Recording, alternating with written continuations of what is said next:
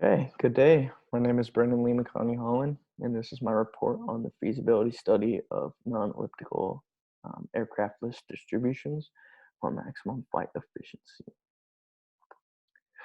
So I chose this topic to address a few issues I've been seeing within the commercial aviation industry. Um, One being that elliptical span loads have become the prototypical foundation for lift distributions since being introduced in the 1920s. And very few advances have been made since, which is very surprising to me. So I figured, why not the NASA agency and why not the United States? And since we're seeing very few advances in this sort of technology, we're seeing that more fuel is being burned than necessary by the industry itself. And with more fuel being burned, of course, we see more emissions and more costs. With more fuel being burned, you have to pay for more fuel to refuel your aircraft. And overall, people are just losing way more money than need be. So I figured this is the perfect opportunity to help out our country and our world. So here you can see on the left is the elliptical span load, where the y-axis for each depiction is where the nose of the aircraft points, and the x-axis is the span, so wingtip to wingtip of the aircraft. Here you can see there's a vertical disconnect at the end of the aircraft wingtips, and between upwash and downwash. And this kind of is where we're seeing our loss in efficiency as compared to the bell span load. Here you can see the bell span load is much prettier. You see the upwash to downwash is a continuous transition. Um, you can also see that the name of the bell span load comes from this, where the shape of the span load is a bell. Um, So to evaluate that, the vertical asymptotes actually kind of depict a loss of control.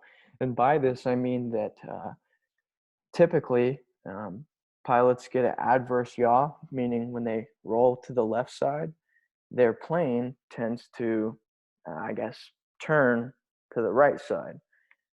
Think about driving a car. If you rolled your car and turned to the right, kind of doesn't make sense, right?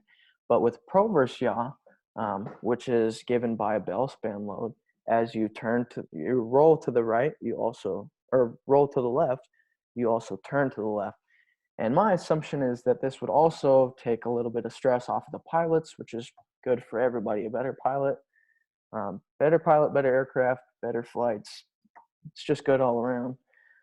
So the continuous upwash and downwash flows that you see for the bell span load to kind of prove that the lift is being distributed throughout the whole duration of the aircraft, whereas you see on the elliptical span load where the disconnect is at, the aircraft is actually being kind of lifted by the tips. And this is kind of where we see our efficiency loss. And with the bell span load and the lift being distributed throughout the duration of the aircraft, we actually see a further range of flight, which is great. Here, I would like to note the um, annual airline fuel consumption costs for all airlines, actually. This was reported by the Bureau of Transportation Statistics. Here you can see the consumption in the order of millions of gallons and the cost on the order of millions of dollars. And I've provided the statistics for fiscal year 2019, last year. And you can see here that all airlines consumed about 18.3 billion gallons of fuel and about 36.5 billions of dollars cost towards that fuel. Here I have a statistical graph of the profit that these airlines are getting from about 2006 to 2020. 2019 and 2020 are kind of based off of partial data and estimates for future data. Of course, 2020, as of this year, is going to be a bit different now.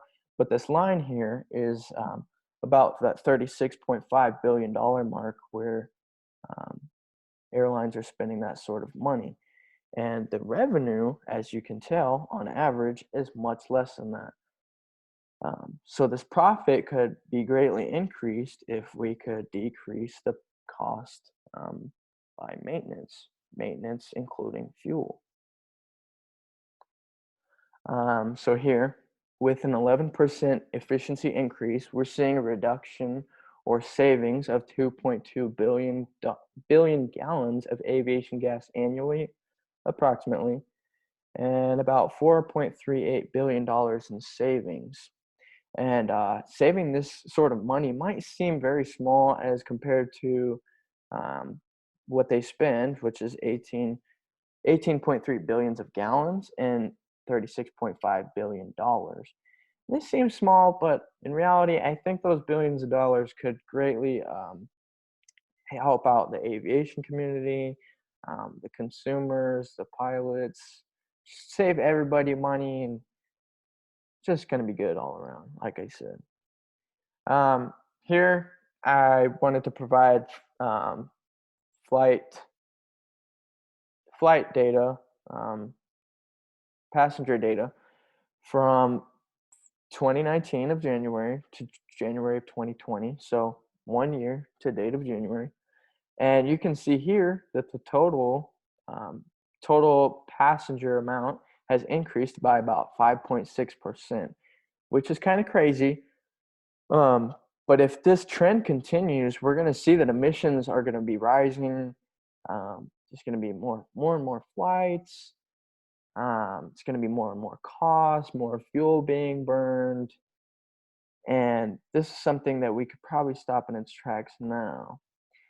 And I also provided this graph of emissions by mode of transport, where you can see here that the aircraft emissions are approximately 9% of transport emissions, and the automotive industry is greatly higher. But if that trend, like I said, if it continues and the aircraft percentage goes up, we're going to want to stop that early and be ahead of that before it gets out of control. And if we can reduce emissions and costs and save fuel now, then we can be able to fly long into the future, and that would be ideal for civilization. So here I provided a little table of the criteria that I've pitted our airframes against. So the bell span load is certainly more efficient, as I have proven or shown in the upwash downwash depiction, where we have a continuous flow of air over the duration of the wingspan for the bell span load, which creates the most dominant efficiency as compared to the elliptical span load. On the arena of costs, on the very front end, the cost of the bell span load is going to be higher because we're going to need to implement it onto all the aircraft. Boeing, whoever, the airlines, they're all going to be paying to implement this new wing design, which is going to cost quite a bit of money, especially if you're trying to implement it to a whole new fleet. But this is an investment because later on you'll be saving fuel costs, maintenance costs. Passengers are going to be paying less, or maybe they'll be flying more, so you'll be making more money from passengers. I'm not sure, but I definitely believe that it's going to be investment.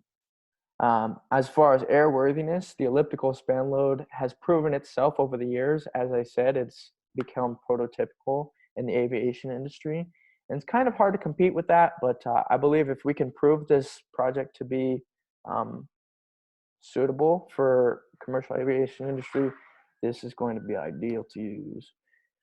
And here, I provided a picture of our flight testing of the Prandtl aircraft back in 2017.